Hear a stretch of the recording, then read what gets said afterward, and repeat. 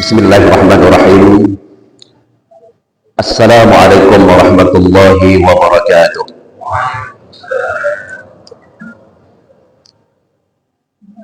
Alhamdulillah, asyhadu an la ilaha illallah. Allahumma salli ala Muhammad wa ala alihi wa ashabihi wa man tabi'ah. Segenap rasa syukur kita kepada Allah Subhanahu wa taala. Pagi ini Bapak dan Ibu kita berada di posisi akhir bulan Februari dan bertepatan di pertengahan bulan Sya'ban. Ini merupakan sebuah anugerah rahmat yang tidak bisa kita tukar dengan apapun yang kita miliki. Dan ini juga bentuk daripada kasih sayang Allah Subhanahu wa taala, di mana Allah Subhanahu wa taala di subuh Ahad ini Allah pertemukan kita di rumahnya, di rumah yang Allah muliakan ini. Kita sholat subuh secara berjamaah, kemudian kita lanjutkan dengan duduk iktikaf, kita lanjutkan dengan ibadah yang paling mulia, kita lakukan kegiatan taklim, kita dengar, kita simak hal-hal yang berkaitan tentang agama, tentang al-Islam, sebagai bekal keyakinan kita untuk pulang kepada Allah Subhanahu wa ta'ala. Bapak Ibu, tadi protokol menyampaikan 30 menit ke depan. Insya Allah mudah-mudahan tolong dikontrol waktu, semoga tidak ada waktu yang kelewatan. Bapak dan Ibu yang kami muliakan, di dalam Al-Quran pada surah Ar-Rahman, Bapak Ibu nanti lihat, baca kembali sama-sama, dan kita sudah hafal itu dari ayat 1, ayat 2, ayat 3, ayat keempat. Kalimat pertama di awal adalah kalimat Ar-Rahman. Bapak dan Ibu, di ayat 1 ini Allah ingin memperkenalkan tentang sifatnya. Sifat Allah itu dalam bahasa yang mudah kita pahami, Ar-Rahman ini sifat Allah Maha Pengasih. Allah itu begitu cinta, begitu sayang, dan begitu pengasihnya kepada kita. Dengan sifat Ar-Rahman ini, Bapak dan Ibu, Allah melanjutkan pada ayat yang berikutnya. Allamal Quran. Allah mengajarkan kamu itu pandai membaca Al-Quran. Jadi Bapak Ibu, kalimat ini yang jangan kita lupa, Pak. Ketika hari ini Bapak Ibu kita pandai membaca Al-Quran, bisa kita baca Al-Quran, bisa menghafal Quran, itu bukan karena kehebatan kita. Itu pahami kalimat pertama. Dengan rahman Allah, Allah jadikan kita bisa membaca Quran. Imam kita tadi Bapak Ibu dengan suara yang merdu, dengan lembut, dengan lambat membaca, kita bisa mendengarkan bagaimana kalimat-kalimat Al-Quran yang dilantunkan ketika jadi imam. Apakah kemampuan kita? La. Tapi Allah yang menuntun bila itu mampu membaca Quran dengan baik tadi. Makanya Bapak Ibu, ketika hari ini kita ada orang yang membaca Quran dengan baik, jangan pernah bangga bahwa kebaikan itu Allah yang menuntun kita menjadi kita baik. Ketika Bapak Ibu ada yang menghafal Quran, itu bukan karena kehebatan kita, karena kita rajin murajaah, tapi karena Allah yang menuntun kita, kita mampu membaca itu. Allah menjadikan hati kita itu cinta dengan Quran. Bapak Ibu masih ingat mungkin ada satu hadis yang pernah Rasul sampaikan kepada kita. Iqra'ul Quran, bacalah selalu Al-Quran itu. Ini merupakan sebuah ikhtiar, sebuah usaha kita. Rasul perintahkan baca Quran. Kenapa? Nabi menyampaikan fa'innahu ya'ti yawmal qiyamah syafi'an li ashabi. Nah, ini penting kalimat ini Bapak Ibu. Karena sesungguhnya Al-Quran yang kamu baca itu, kata Nabi, dia akan datang pada hari kiamat besok untuk memberikan syafaat kepada orang yang membaca. Ini motivasi, Pak. Orang yang membaca Al-Quran satu huruf saja, Bapak Ibu, Allah berikan pahala. Kalau satu huruf Allah berikan pahala, berarti satu huruf akan datang menghadap Allah, dia akan minta kepada Allah, akan memberikan syafaat kepada orang yang membacanya. Itu satu huruf, Pak. Bagaimana dengan satu kata? Bagaimana dengan satu kalimat? Bagaimana dengan satu ayat? Bagaimana dengan satu surah? Akan datang menghadap Allah, memohon kepada Allah agar orang yang selalu membacanya di dunia, agar Allah berikan syafaat kepadanya. Kan luar biasa, Pak. Makanya Bapak dan Ibu, sering-seringlah membaca Al-Quran, karena dia yang akan datang besok menemani kita di alam barzah. Lelah memang kita baca Quran, Pak, tapi kelelahan itu Allah akan ganti besok. Capek kita, Pak, baca Quran, Pak. Tapi ingat, capek itu Allah akan gantikan besok dengan ketenangan dan kebahagiaan di alam barzah kita. Biarlah kita berlelah-lelah, biarlah kita bercapek-capek, Pak. Tapi ingat, yang kita lelah ini adalah sebagai bekal untuk kita menghadap Allah besok. Dia akan datang memberikan syafaat, memberikan pertolongan di alam barzah. Nanti ketika kita berada nanti di padang mahsyar, ketika nanti kita berada di sirat, Quran akan datang menemani, memberikan syafaat kepada kita. Ini hal yang paling penting, Bapak. Makanya dalam surah Ar-Rahman kita sampaikan tadi, dengan rahmat Allah, Allah mengajarkan kamu itu pandai membaca Al-Quran. Dengan rahmat Allah engkau pandai membaca Al-Quran. Dengan rahmat Allah muncul hatimu untuk murajaah Al-Quran itu. Maka Bapak Ibu, di beberapa tausiah, di beberapa khutbah-khutbah Jumat, di pengajian-pengajian Ibu selalu saya sampaikan. Usahakan Bapak Ibu setiap hari minimal 10 ayat, jangan lupa setiap hari. Setiap hari, Pak. Apakah setelah subuh? Oh, setelah subuh saya nggak sempat, Pak Ustaz. Ya mungkin nanti setelah ba'da duha. Kayaknya ba'da duha nggak sempat juga, Pak Ustaz. Banyak kali kesibukan saya di kantor. Ba'da duhur 10 ayat saja. Oh, 10 saya kayaknya kalau 10 ayat juga nggak sempat, Pak Ustaz, kalau habis duhur itu. Sibuk kali, saya cepat-cepat lalu balik ke kantor ba'da asar. Bapak dan Ibu, kalau 10 ayat saja dalam satu hari tak sempat baca Quran, pertanyakan hati kita. Lebih cintakah kita dengan Quran atau lebih cintakah hati kita terpaut dengan dunia? Ini bentuk kelalaian hati kita, Pak, dengan Al-Quran. 24 jam Allah kasih, 10 ayat tak sempat kita, Pak. Coba dah berapa banyak orang yang lalai dengan kehidupan pekerjaan. 10 ayat. Nah, 10 ayat ini Bapak dan Ibu akan datang menghadap Allah besok, akan memberikan syafaat kepada orang yang membaca. Allah mengajarkan kita dalam rahman-Nya, maka Allah yang menjadikan hati kita itu cenderung dengan Quran. Innahu ya'ti yaumal qiyamah syafi'an li ashabi. Quran akan datang besok di hari kiamat untuk memberikan pertolongan syafaat kepada orang yang membaca. Ini, Pak, yang perlu dipahami.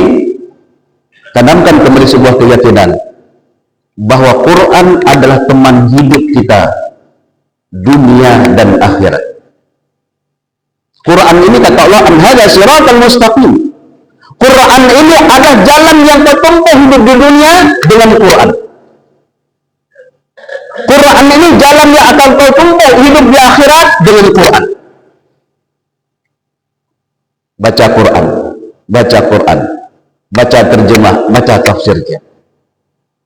Belajar Quran, belajar tafsir, ada ustaz, ada guru, ada ulama. Rasul Shallallahu Alaihi Wasallam, Bapak Ibu, menyampaikan kepada kita, dan ini sudah pernah disampaikan kepada sahabat beberapa abad yang lalu. Identitas seorang yang paling baik di hadapan Allah adalah orang yang belajar Quran dan orang yang mengamalkan isi Al-Quran.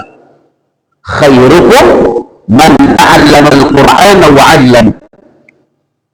Sebaik-baik kamu adalah orang yang belajar Al-Quran. Belajar Quran, Pak. Mengkaji Quran. Memahami Al-Quran.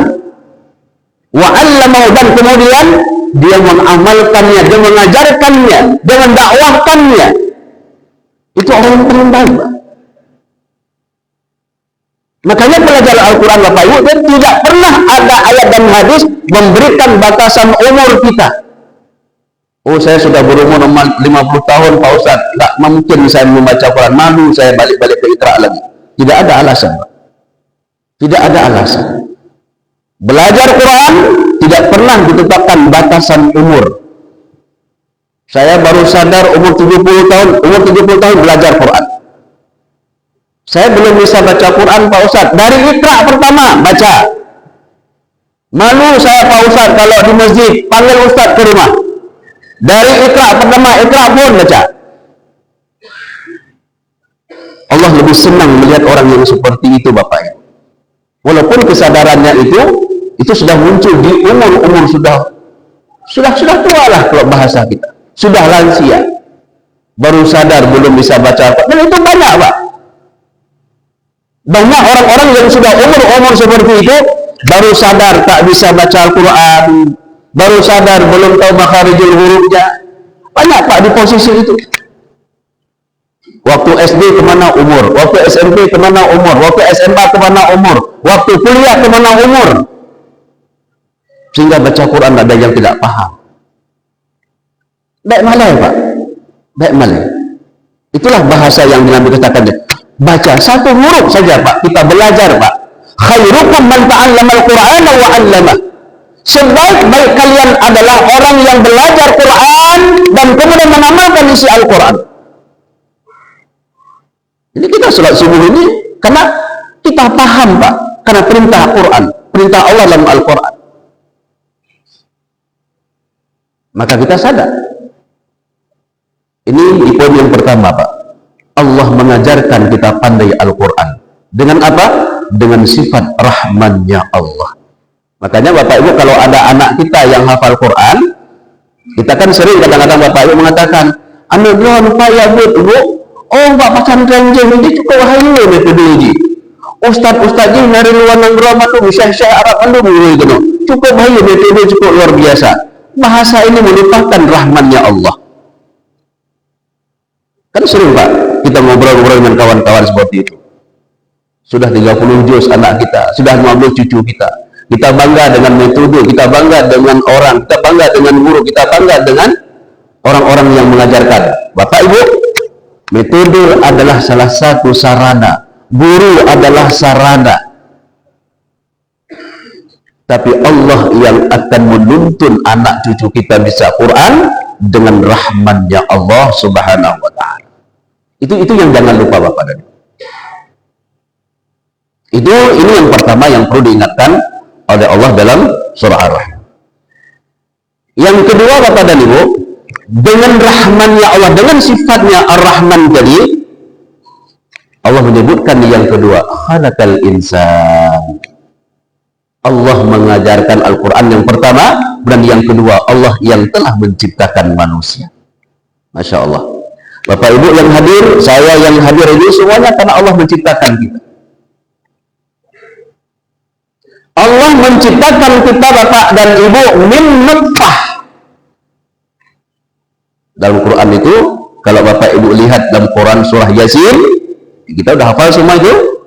Pada ayat 77, situ ada kalimat min nutfah. Ada kalimat min nutfah. Anna khalaqnahu min nutfah. Fa idza huwa hasimun mubin. Kalimat yang pertama tadi disebutkan oleh Allah, Allah menciptakan manusia ini dari nutfah. Nutfahnya Pak, yang bahasa yang paling mudah kita pahami ini dari setetes air mani. Yang kira-kira bahasa yang mudah kita pahami. Cuman Bapak Ibu perhatikanlah, dari setetes air mani ini Allah menciptakan kita. Saya dari itu Pak, bapak dan ibu yang ganteng, yang gagah, yang cantik-cantik, yang kaya-kaya, min nutfah, dari setetes air mani yang hina itu diciptakan oleh Allah. Dari itu, Pak. Tapi hari ini bapak dan ibu, walaupun kita berada dari sumber air yang hina itu, maka ada yang jadi kepala sekolah, ada yang jadi ustadz, ada yang jadi tengku, ada yang jadi abu, ada yang jadi menteri, ada yang jadi gubernur, ada yang jadi presiden. Ketika posisi-posisi ini Bapak Ibu disanding oleh orang, maka di ujung kalimat itu Allah menyampaikan, fa'idha huwa khasimun mubin. Ternyata manusia ini menjadi makhluk-makhluk pembangkang semuanya.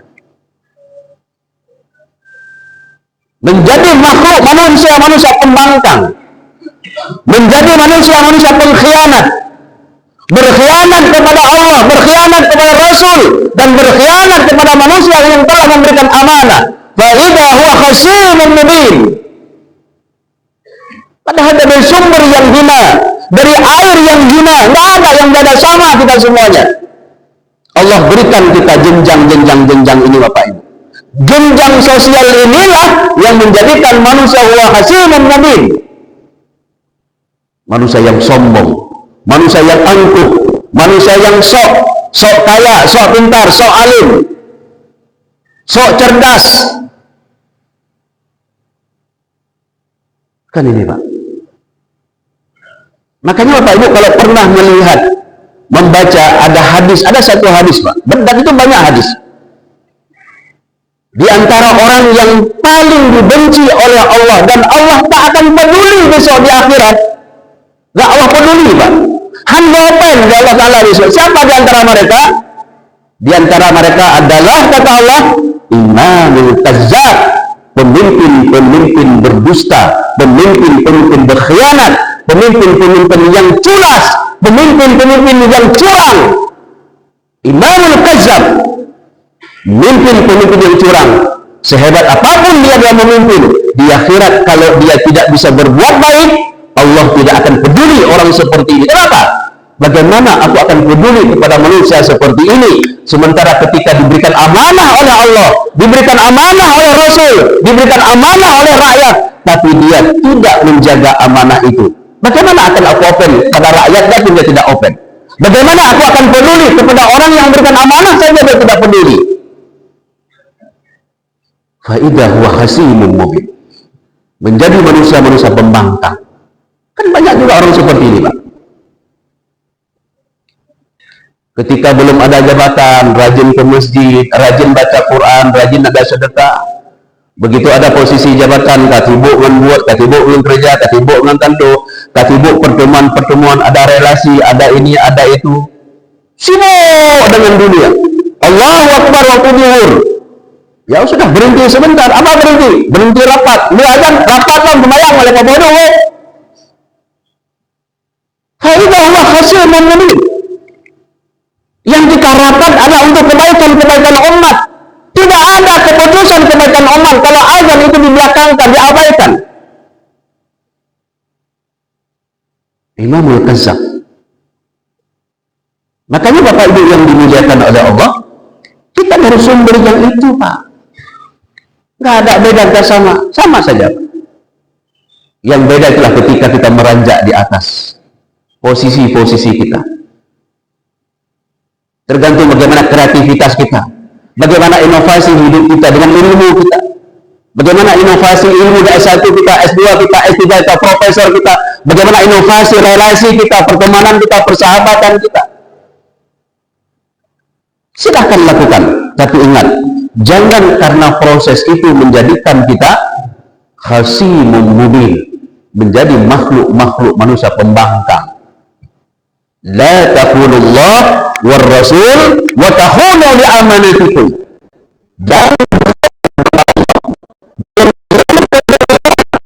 Jangan coba-coba berkhianat kepada orang-orang yang telah memberikan amanah itu kepadamu. 3 hal yang Allah tantang dalam ayat. Jangan khianat kepada Allah. Kalau khianat kepada Allah, kita akan berhadapan dengan Allah. seberapa hebat pun kekuasaan kita, kalau Allah sudah berkehendak, tidak ada seorang pun yang mampu menghalang. Dan jangan berkhianat kepada amanah Rasul. Banyak sudah amanah-amanah yang Rasul sampaikan kepada kita. Apa diantaranya? Amanah Rasul diantaranya adalah as-salatu ala waqtiha, salat tepat pada waktunya. Amanah Rasul yang kedua yang berikutnya, salatlah, usahakan salat berjamaah di masjid. Apalagi diantaranya, lakukan silaturahim. Apa diantaranya lagi? Saling mencintai, saling menyayangi kepada anak-anak yatim. Apalagi diantara amanah Rasul, berbuat baik dengan tetangga. Fal yukrim jarahu, fal yukrim zaifahu. Muliakan tetangga, muliakan tamumu. Itu amanah. Siapapun kita hidup bertetangga, jaga amanah, muliakan tetangga, berbuat baik kepada tetangga. Kalau ada orang yang hidup bertetangga tapi dengan tetangga tak baik, dia berkhianat kepada Rasul. Dia akan berhadapan dengan Allah. Dan Rasul tidak akan memberikan izin untuk dekat dengan teladanya Nabi untuk minum walaupun seteguk air. Kenapa? Karena tetangga itu amanah yang harus kamu jaga. Man kana yu'minu billahi wal yawmil akhir falyakun khairan aw liyasmut. Orang beriman kepada Allah dan hari akhir, bicaranya yang baik, audiyasmut, kalau enggak diam. Bicara yang baik, kalau enggak diam. Kalau enggak ada yang bagus, diam. Ini kadang-kadang kita kan enggak gitu, Pak. Yang God tak pegah, yang hana God pegah sih. Padahal Nabi bilang, bicara yang baik, ngomong yang baik, sampaikan yang baik. Kalau tidak ada yang baik, diam. Diam itu akan menyelamatkan diri dan akan menyelamatkan orang lain. Bapak Ibu, ada yang posting di HP kita. Ini kalau mandang, ada kalam nyo hanaga nyo. Hapus. Endo mandang. Endo mandang, Pak. Karena kita tahu itu nggak bagus, hapus saja. Fa idza huwa hasimun mubin. Bapak Ibu, ini yang kedua dengan rahman Allah. Allah menciptakan kita, Pak. Kita bisa hidup, kita bisa duduk, kita bisa makan, kita bisa minum, kita bisa macam-macam. Dengan rahmannya Allah. Yang terakhir Bapak Ibu, dalam surah Ar-Rahman ini Allah menyampaikan Allamahul bayan. Allah yang mengajarkan engkau pandai berbicara. Luar biasa, Pak. Allah yang mengajarkan kita pandai berbicara, Pak. Saya bisa beli sini, Pak, ini bukan karena kehebatan saya. Oh, mungkin Ustaz Raja karena pandai ngomong, karena memang sudah jam terbangnya tinggi. Itu kan bahasa kita, Pak. Oh, karena Ustaz Raja pandai ngomong karena sudah seringnya turun khutbah Jumat segala macam. Itu kan hanya motivasi kita, itu kan hanya inovasi kita, Pak. Tapi pada hakikatnya Allah menyampaikan, dengan rahmannya Allah, maka engkau pandai berbicara. Maka saya pandai bicara. Abu Ali Uno protokol. Atau arahkan, atau pegang step by step, bagus, sesuai dengan tupoksi, bagus bicaranya, bagus. Kenapa? Allah yang menuntun bicara itu bisa teratur dalam bicara. Makanya hari ini Bapak Ibu, kalau ada orang yang pandai dalam konseptor dan orator, itu bukan kehebatan kita, Pak. Kita hanya usaha. Jangan pula S1, S2, S3 itu hanya usaha saja, Pak. Hanya ikhtiar. Tapi ketika Allah tidak menuntun kita, Pak, nggak jadi kita, Pak. Coba lihat berapa banyak orang yang berusaha untuk bisa dapat S1 di tengah jalan putus. Dengan berbagai macam cara. Pakan nanti boleh kuliah. Hai kiri. Saya nggak butuh boleh. Alian biaya tidak. Urung cik bihana mampu. Banyak sekali item-item meningkat asbab. Faktor-faktor yang tidak bisa menyelesaikan S1. Begitu juga S2, begitu juga S3. Tapi ada orang yang ketika dituntun oleh Allah, Pak, dengan keilmuannya, tidak meninggalkan bagaimana Allah yang akan menopang, menolong dia. S1 dia muda, S2 dia muda, S3 dia muda, profesor dia muda. Sekarang jangan heran, Pak, muda-muda sudah profesor sekarang. Dia jamun, Pak, tanduh-tanduh, kena meninggal, baru menumpuk profesor. Tahek yang begitu, ya, baru menumpuk profesor. Sekarang Pak, muda-muda sudah dapat profesor. Ustaz Daniel, guru kita, teman kita, sahabat kita, Berapa baru umurnya? Sudah profesor. Banyak yang dari sekarang dia Pak yang sedang mengusulkan itu untuk menjadi profesor. Masih muda-muda, kreatif, inovasi, luar biasa. Kenapa? Karena pandai dalam bicara, pandai dalam menyusun kata-kata. Itu usaha kita. Tapi hakikatnya Bapak dan Ibu, Allah yang menuntun, Allah yang mengajarkan engkau pandai berbicara. Ar-Rahman, Allah dengan kasih sayangnya mengajarkan kita pandai dalam berbicara. Bapak Ibu, saking pandainya orang berbicara, Pak, ketika besok di hadapan Allah, dia pun pandai berbicara, Pak. Di hadapan Allah, Pak, dia juga akan berkilah-kilah. Di hadapan Allah juga ada mendawa, dengan Pak. Di dalam dunia mending dia mendawa, karena cara bersahabat, di akhirat Allah mendawa sih. Maka kan ada ayat Allah dalam Al-Quran. Al-yawma nakhtimu ala afwahihim wa tukallimu aydihim, dan seterusnya sampai akhir ayat. Itu kan sebagai gambaran bahwa manusia di akhirat di hadapan Allah kan mampu mendawa sih. Ibaratnya bahasa kitanya Pak, kitanya lewat natural nggak sayang. Nah ya Allah, mulut mengatakan ada. Natural baca Quran, tiura ya Allah baca Quran. Natural kamu sedekah, tiura sedekah ya Allah. Pukul sedunia Allah wadah hamba katanya belum tentu Pak. Maka al-yawma nakhtimu ala afwahihim. Apapun yang kau ucapkan ya aku coba kunci mulut kamu. Dikunci mulut Pak. Semua anggota tubuh ini akan bersaksi kepada kita. Bersaksi Pak. Bersaksilah kaki kita. Dipegahlah katanya hana ya Allah.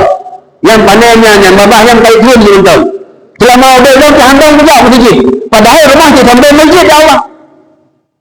Tapi handong juga dan hati Pak jawab. Hati itu akan bersaksi di hadapan Allah.